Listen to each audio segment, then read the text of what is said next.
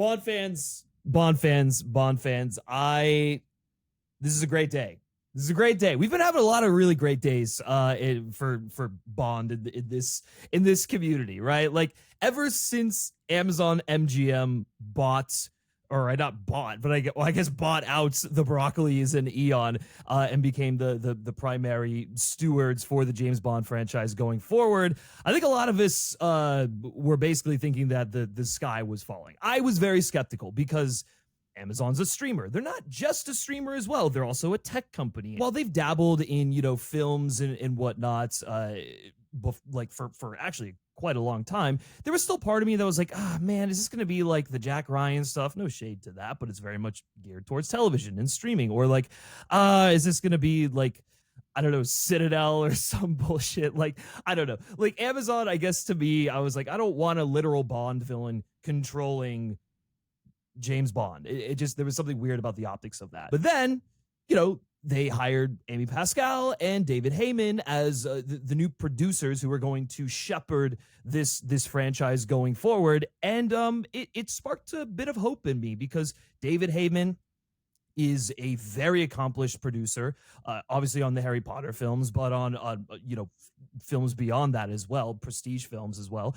Amy Pascal is the same. I mean, she just made Challengers with Luca Guadagnino last year, and that was like one of the best movies that year. And I feel like ever since she got away from Sony, things have been great from her. And so you got two vets in the industry with a proven track record in the business. And David Heyman is British, and I was like, okay, thank God there was like someone British who is going to be handling Bond going forward. So we were looking great, in a good position there. The first Light trailer drops, and we're like, is Bond back? Is Bond actually back? And to me, I was like, shit, okay. Like, we've got the video games. We've got the producers running this thing. The next logical step is to, get a filmmaker on board and get the ball rolling on Bond 26 and get these announcements going, in the planning going, striking while the iron is still hot. And baby, they came out with one of the most exciting choices they possibly could in Denis Villeneuve. Let's just take a second there and just let's. Yeah, Denis Villeneuve is directing a Bond film.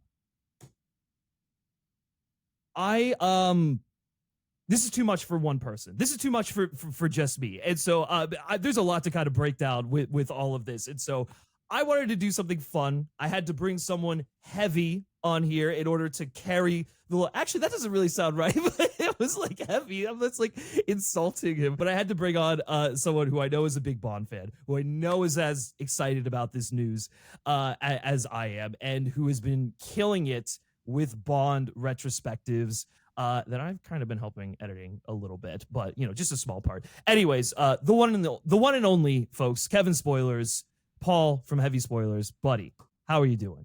Pussycat. I am absolutely excited. I'm all decked out in my Casino Royale shirt. Yeah, I see that. I've got my Thunderball sunglasses on from styled by Anthony Sinclair from the Ocularium. Get that little plug in there. Over the moon. I actually woke up, and the algorithm, it often chooses the thing that is basically for you, puts it at the top of your news feed. I woke up, the Bond experience. The first thing I saw on Instagram was him saying that Villeneuve is the new director of the next James Bond film. Absolutely over the moon with it. I couldn't believe it. I've been buzzing all day about it, and just the comments that he's made as well. I think it clearly paints out the direction that Amazon's going to be going. Obviously, there was a lot of rumors about, it was either earlier in the year or last year, where Barbara Broccoli was talking about how, well, things leaked and said that basically Barbara Broccoli was annoyed that Amazon was seeing it as content. Hiring a director like this, it just brushes all that to the side of my mind, and it lets me know that it's going to be an event. They very heavily push in this article that it's going to be a film. It's going to have that theatrical attachment to it, and I was actually going through it today, and off the top of my head, I can't think of a director that they've hired before who was at the peak of their career to do a Bond film in this way. Sam Mendes did win the Oscar, but even then I don't feel like he fully had the pull that Denis has right now. I mean, this is a guy who could, he's like a Nolan, where he could go and make anything and they'd give him the money and creative control to do it. And it just lets me know straight away They're taking it seriously. They're not messing about. They're getting the best of the best of the best, sir. Mm-hmm. And we are going to be. It's an amazing time to be a Bond fan. First Yeah. Light, then this. What more can you ask for? Brilliant. I know. It really is just I'm even surprised at myself for how much I've kind of like 180'd on this whole thing because Yeah, because you were a hater. Dude, I like, was no, so let them cook. No, I just when you hear Amazon is now producing James Bond movies, I'm like, that's really gross on so many levels. And like Bond is a theatrical thing. It's a global event. The last thing I wanted for it was to go to streaming and was for them to like treat it like content.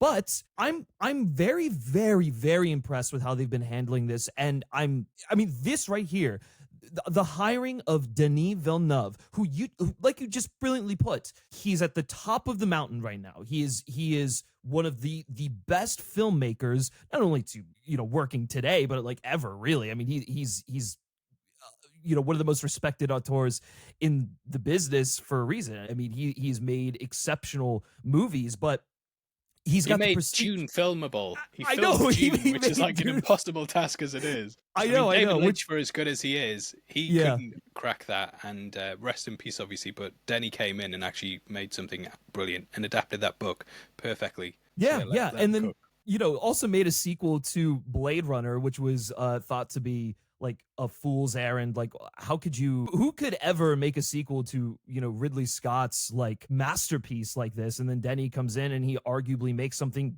better than what came before. I mean, depending on who you talk to. And so, like, yes, to your point, this man is picking the projects that he wants to make. And he did not have to go in and pitch Amazon MGM on an idea for James Bond if he didn't want to.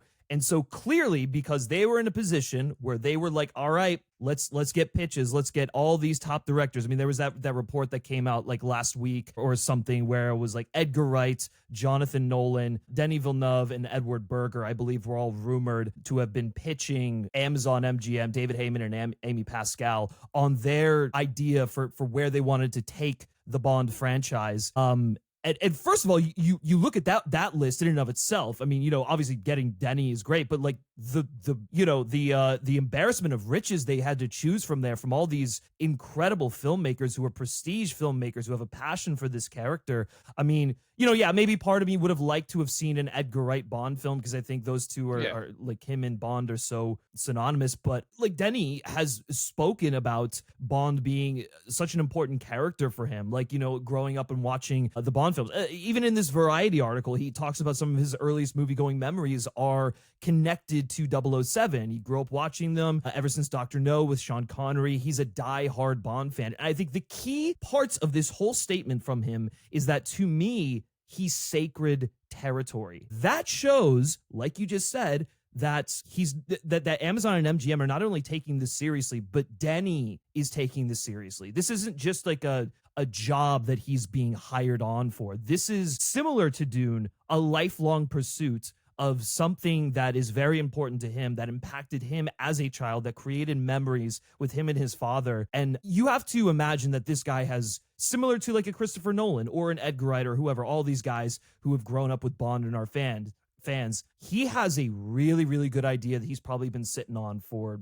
I mean, his whole life, Yeah, because it's a formulaic series and it's kind of got its things that it does. And I can imagine being a director. And I mean, even I've sat around before and been like, what would I do for a Bond movie? And sometimes I've like thought out my entire intro sequence and how it will cut to music and stuff just because it's something you do. And it's kind of one of those formulaic franchises where you can move pieces about and kind of create your own thing when you're bored. I watched a Happy, Sad, Confused interview today, which Josh Horowitz re-uploaded from 2021. And he was actually asked on that, it was around the time that No Time to Die was coming out.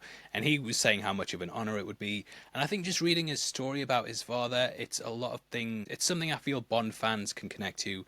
A lot of us have our early experiences, going with our dad to see Bond or getting introduced to Bond through our fathers, and seeing him say that, it just kind of instantly lets me know what he's been through to connect to this franchise, how dearly he holds it. It's a memory between him and his father, and then him saying stuff like, I want to honor the legacy. That's amazing. I am very excited for it. I think, you know, you could have easily got an up and coming director, went cheap with it, and have them come out and say, like, James Bond's problematic. I'm not that much of a fan, and we're updating it for modern audiences. But the fact he's saying he wants to honor it, it just lets me know that he's taking it very seriously. And even the cast alone, if you look at the cast for Dune, the actors that he's able to get on his projects are incredible because they all want to work with him. And I feel like we're going to get lots of prestigious actors in this. I'm guessing that Bond will probably be an unknown or an upcoming actor. Pretty close.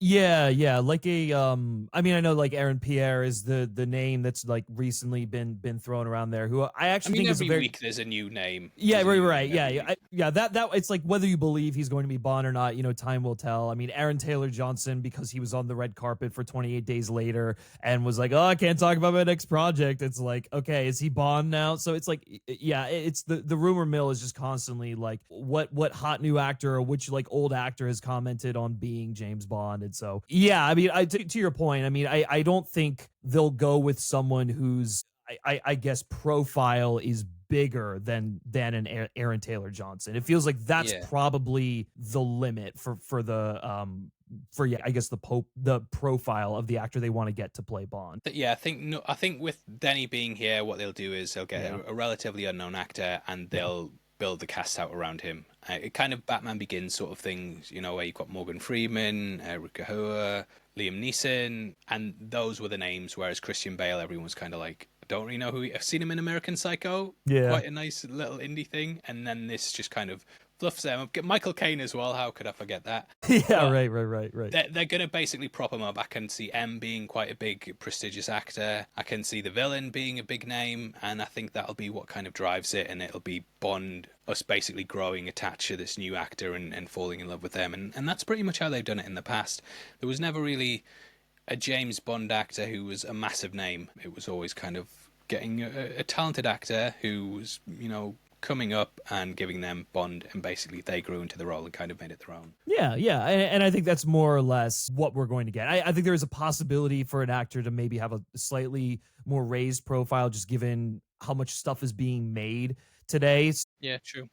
You know, like I mean, even someone like Aaron Pierre is like, we kind of know who he is at this point, but he's kind of at that level of fame that I think Daniel Craig was when he was first coming to prominence. And so, you know, stuff like that. The only thing with Aaron Pierre, and I don't want to derail this too much, but is like, he's Green Lantern, and like, while yes, actors can be in multiple franchises, I kind of don't want Bond to also be in like one of the biggest franchises of all time, as like one of the main core heroes of the Justice League. So it's one of those things where it's like, I think he would make a great Bond. I think there's an intensity to him, but yeah, I'm like, let's just have James Bond be James Bond. We don't need to split time there. Yeah, I mean, that is right. They don't tend to cast, I mean, even Henry Cavill, I remember hearing he was having trouble landing other roles because he was Superman, and that's kind of what people saw him as. And it's weird having these two competing franchises with the same figurehead, and especially from a technical point of view, you know, when you're trying to organize schedules, if you've got an actor working in a massive movie somewhere and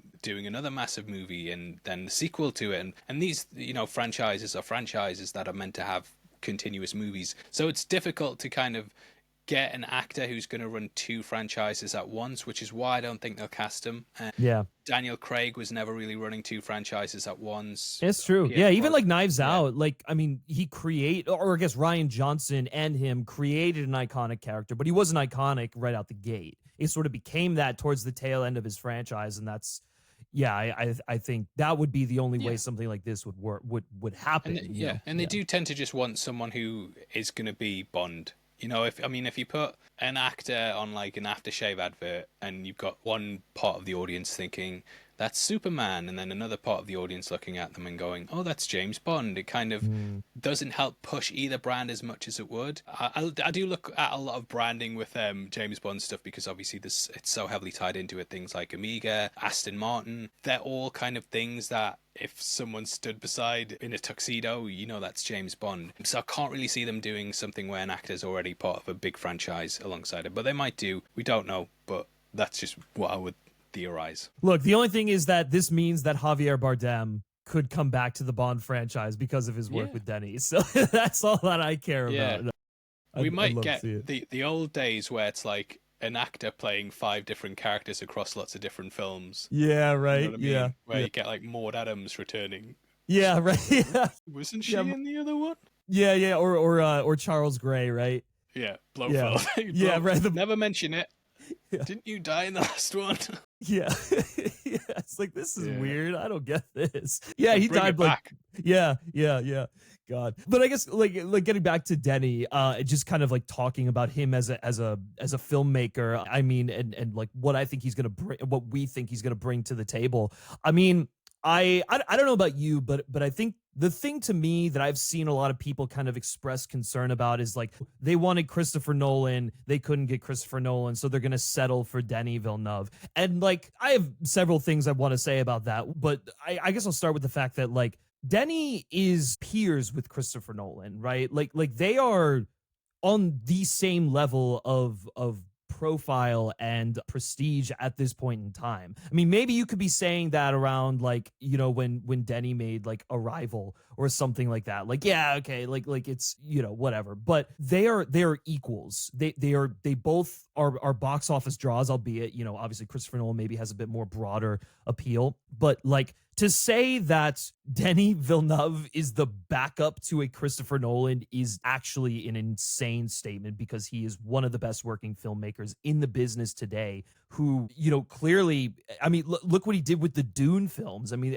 they're, and what he's continuing to do with the Dune films. I mean, they're a phenomenon. Like this guy is like, it's like getting Peter Jackson to direct a Bond film after finishing Lord of the Rings is what this is going to be. Like that would have been, that would have been such a get back then. And this is such a get now. And I think a lot of people are like, oh, he's got a really cold style. Oh, he makes really like high arts intellectual films. And I think people have like Dune in their head when they think of Denny. And like, I understand, because like those are the last 2 films that he's done. And then, yeah, Blade Runner is also very like, philosophical and high minded, but it's also like, that's what that first Blade Runner film was. So why would the second one be any different? I mean, if you go back to stuff like Prisoners, Sicario, Enemy, those ones, I think if you go back to that, like before he started really getting into like the sci-fi space, I mean, he was making pretty like intense, hard-boiled thrillers, I would argue. I think similar to a Christopher Nolan,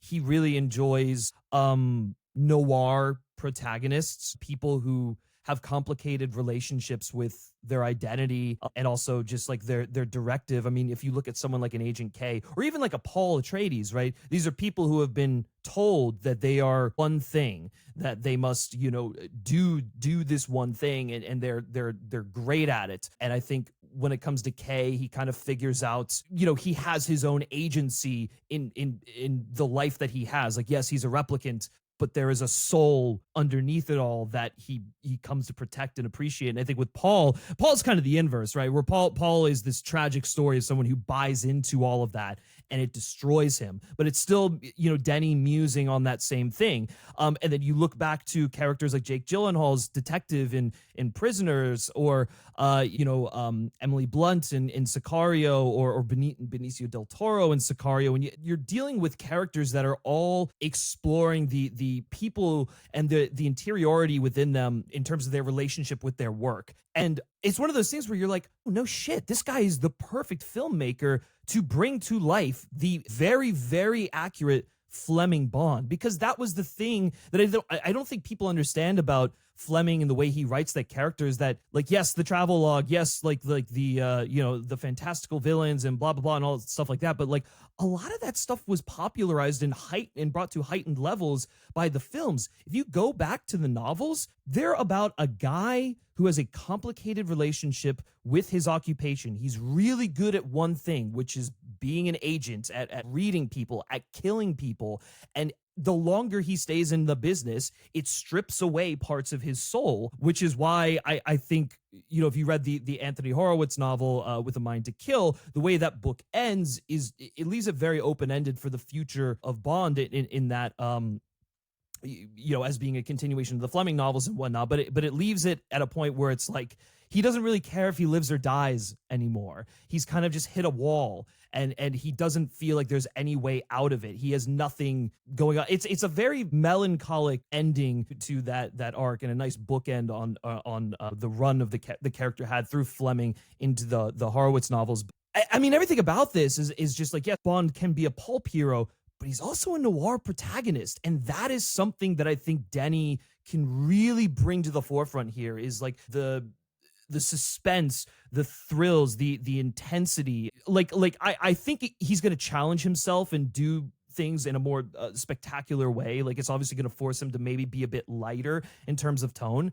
But I don't know. I don't know about you, Paul, but I could envision something that is along the lines of like The Living Daylights, like a Dalton Bond, or like a early Craig Bond, like a Casino Royale. I mean, he just said that Casino Royale is his favorite Bond film.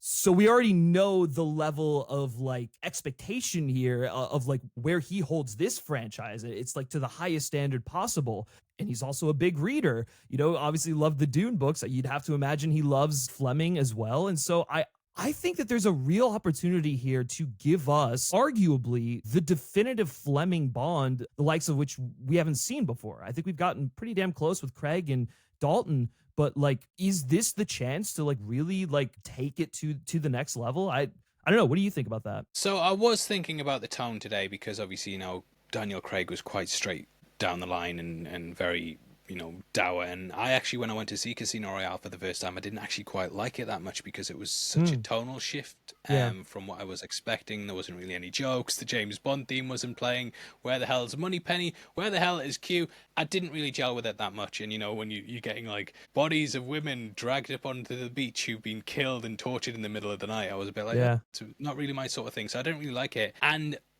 around the time when they started saying they were changing things, I was thinking they'll probably go back to a lighter tone, like Roger Moore or something, which brilliant James Bond. But then I was thinking, you know what, I probably don't mind the serious tone that much. And though, like you, I did think Edgar Wright would create a brilliant Bond, and was actually wanting to see him do it, because I think he strikes a nice balance. I was thinking about my favorite James Bond films today, and From Russia with Love, License to Kill, Casino Royale as well. Even GoldenEye, they're quite serious ones. And though I love The Spy Who Loved Me, I think for a first outing with a new company, new owners, I would probably rather they take it a bit more serious and just kind of not necessarily deliver a dour Bond, but like a sleek, suave spy thriller like From Russia with Love. If he said he was making something along the lines of that, I would be very, very on board. Just because I did kind of go back on the tone, and I know lots of people are struggling with that, thinking that he's going to make a long, dull, drawn-out Bond film. But yeah, as part of the favorites of the franchise for me, they probably are those ones. Like, there's just, I love No Time to Die, and it's quite serious and long. But yeah, it's just stuff like that is more kind of my bag. So very happy with it.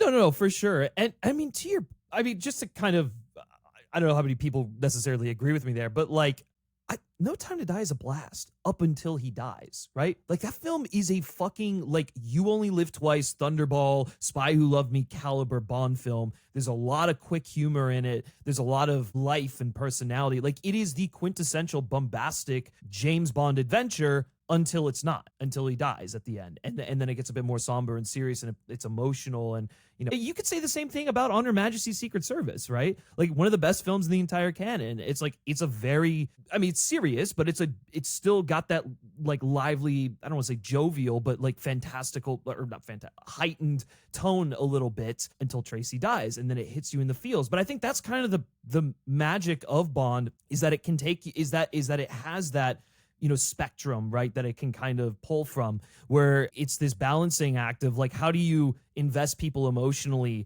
How do you get them to treat this character seriously in the same way that they would treat like a Batman or a Bruce Wayne now, which you shouldn't be able to do because he's a fantastical comic book character, right? But we treat him as seriously as any protagonist. We want to know more about Bruce Wayne than we do, Batman, and how one side fuels the other. It's the same thing with Bond. You want that character to feel tangible, because I think to feel real. There's a lot to him that I think people don't give him credit. They just think of him as like, he's just the action guy. He's just gonna, bang bang shoot, women, cars, explosions. Like, yeah, like that stuff's all great, but it's like if you don't care about the person, you don't have an emotional attachment to him, then you're just watching noise for the sake of like pretty noise, that for the sake of noise. And so yeah, I don't know. I reject the notion that the Craig films were overly serious. Like I think you would get some serious elements to them. Like I think Spectre is kind of this like ethereal weird tone, but then there's some gags in there and they strike that balance better in No Time to Die. But like Skyfall is a incredible blockbuster.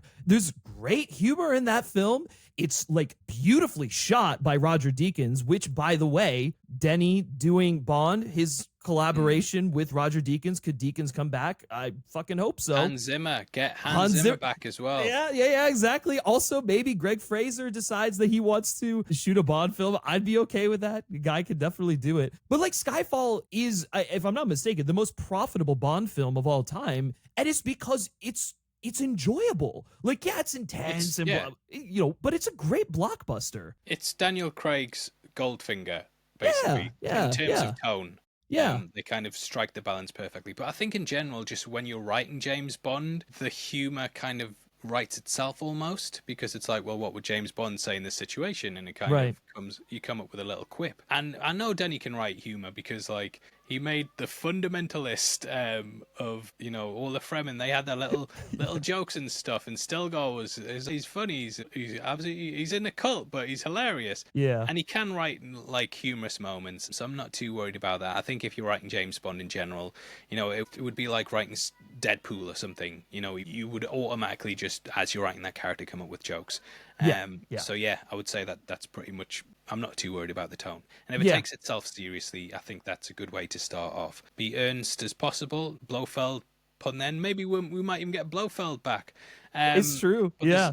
There's lots of potential there. I think he's going to do a fantastic job. And yeah, I'm still buzzing about that announcement. Just hearing that, fantastic. Yeah, best person for the job. I agree. I mean, you and I have talked about the fact I'm such a Christopher Nolan fucking diehard, and so like and him loving James Bond, like I want to see Nolan's James Bond, and I still want to see Nolan's James Bond, but like this is equally as incredible because he's a guy who has a passion for the character, an emotional connection to the character. He's going to treat it with as much respect as he treats anything that he takes on, and he's going to give it his all because he wants to honor the little kid inside that grew up watching Bond, the memory that he had with his father. That's important.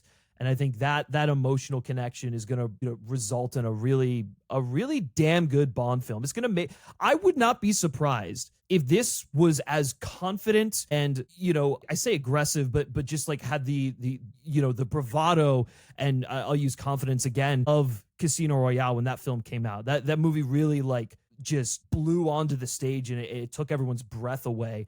I would not be surprised if this new Bond film does exactly that because of who they have behind the camera. And as you've been saying it there and talking about Christopher Nolan, I think this actually opens the door for people like Nolan. If they'd hired like some crappy up and coming director where it's like, he kind of mishandles the franchise. Yeah. Nolan would probably be like, But if Denny comes out and he does like a massive, amazing Bond movie and it gets critical acclaim, takes the conversation back to it being this prestige event, who's gonna want to do the next one? You know what I mean? It's gonna be the big name directors. Yeah. Amazon have got the money to bankroll that as well. And I think it just opens the door to so much in the future as well, where they're taking it seriously.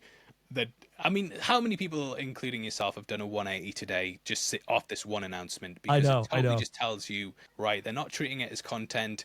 They are actually putting money into it. Yeah, they're not just going to be like, we'll do whatever. Just put it on a streaming service. No, they're getting Denis Villeneuve. The next era of Bond, it's starting off on the best foot possible. And if it's a good film, it's going to open the door to so much more. If it's a great film, we might be looking at another era of a golden age of Bond, a Goldfinger age of Bond, if you will. There we go. Bond hype is back. We've got things like First Light along with it in the video game space, which is looking incredible. The films could be amazing, and I'm getting goosebumps off it because I'm so I know. excited to see where they go with it, because it's just the potential and the opportunity to see. It's basically like, being back at Casino Royale and Yeah, seeing how much hype was around that. It feels yeah, like a new era of Bond is here.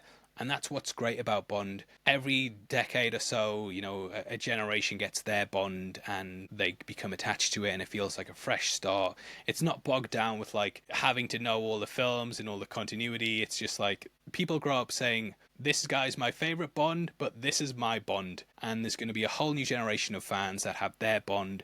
They've got a fantastic director leading the first one. Amazon seem to be actually doing the right thing. And yeah, potential's there.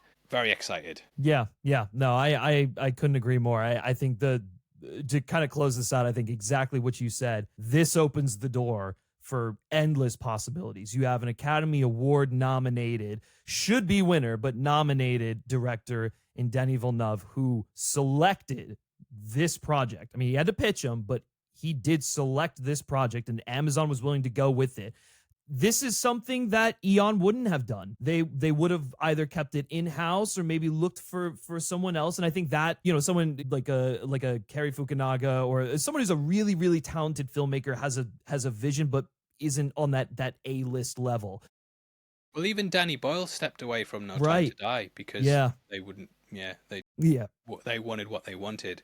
Yeah. Whereas I Yeah. can see Denny taking creative control and being like, "Look, this is what Yeah. I'm doing." And they're like, "Yeah, okay. Yeah. Yeah. We want the first one to be a win. Go do it." Yeah, yeah, exactly. I think that's the creative control. This is a great point. I mean, like, he is going to have he's going to have a pivotal role in shaping what this Bond is going to be going forward. And obviously, as we saw with the Craig films, you can kind of play with that a little bit here and there. You can dial up certain elements and tone down certain ones. But like the Craig era, that foundation was built on Casino Royale. And so that is going to be like, Denis Villeneuve is going to lay the foundation for what this new James Bond is going to be. And you could not ask for a better architect to do exactly that. And yeah, going back, it's like, because Denny has decided to do this and Amazon has decided to back him, something that I don't think Eon would have done. It opens the door for Christopher Nolan down the road. It opens the door for, like, all these auteurs who maybe have had like a Peter Jackson or a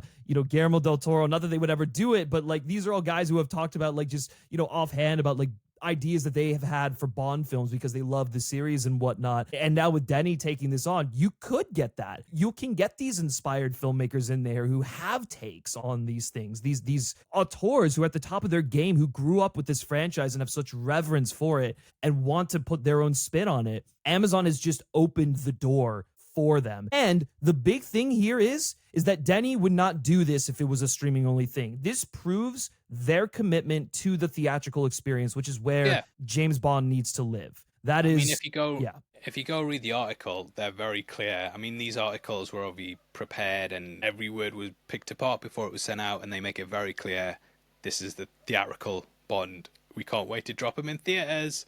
Yeah, yeah. So, I don't know how long it's going to take to make, because Denny's obviously doing Dune Messiah at the moment. My worry is that book is so difficult to adapt and make good that it might kill the hype on this, because I think he's got a really hard job making that good, and as good as the first two films, just based off the source material alone. Right, right. But after he's finished that, I think he's going to go. I think this is a win. I do. I really believe genuinely this is going to be a big win, and I'm hoping it's 2027, because I think that's my hope. Yeah, yeah. I would hope July 2027 would be release date, and then you've got 7, but pretend it's not the 2. There we go. But that would be my hope. Yeah, that means. Yeah, that's a great marketing idea. That means that they would have to get cameras rolling like at some point next year when he's in post on Dune. I'm thinking that Dune will Which be is doable though. It's doable. Oh yeah, totally. Steven Spielberg made Jurassic Park and Schindler's List within the same year, and he was working on one while working on the other. So it is doable, and they're both some of the best films of all time. So yeah, it's not like it can. He's had this idea in his head, I'm sure, for years and years. Yeah. So I don't even think it'll be that difficult for him to do. He's just like, yeah, I know what I'm doing. Yeah. This is what the story I've always wanted to tell. Yeah, I'll be really curious who they get to write, because he usually writes with a writing partner. I wonder if he brings over John Spates, who was involved in the Dune films, who was an excellent writer. I think he's got a really keen understanding of story structure, themes, and just like and also just like he's really good with dialogue as well. So I could see him bringing him over, or maybe they get someone else out there to add some levity into the mix. I have no idea, but I imagine he'll be working with someone writing it. And I think that's what's exciting, is you have the potential here for a writer director kind of thing going on here. And you see how singular those visions are when you get a writer director doing their film. And I think with Denny, that really, yeah, I'm sure he'll have a very, very strong hand in the, or prominent hand in the script writing process.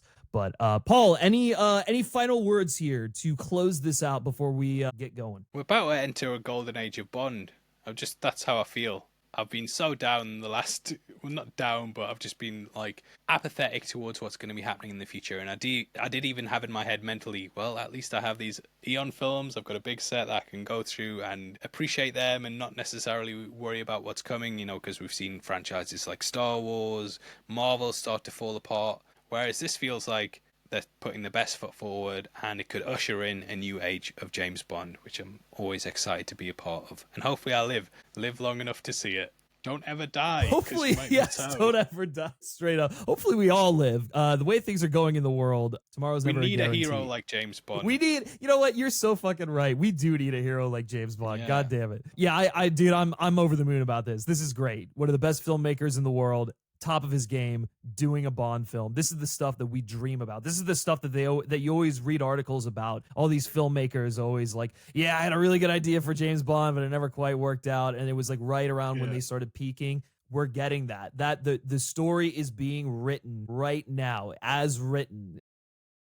Yeah, this is great. Well, but Paul, it's a big thing when it brings us together to do a video on it. It has to be a big thing, because it does. Spoilers and FilmSpeak are together.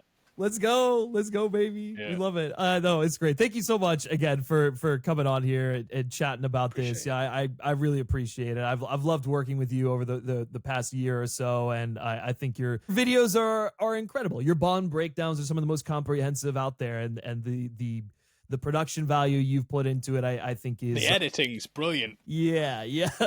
I don't know. Sometimes I go over the top, but it's been great getting to work with you on that. And I'm sure we'll do more Bond shit in the future for sure. Well, you've got a job until 2027 at least. God damn. Yeah, Jesus. But thanks, man. And thank you guys so much for watching this. Let us know down below in the comment section what you think of the Denny hiring. Are you as stoked out of your freaking minds as we are? Are you not?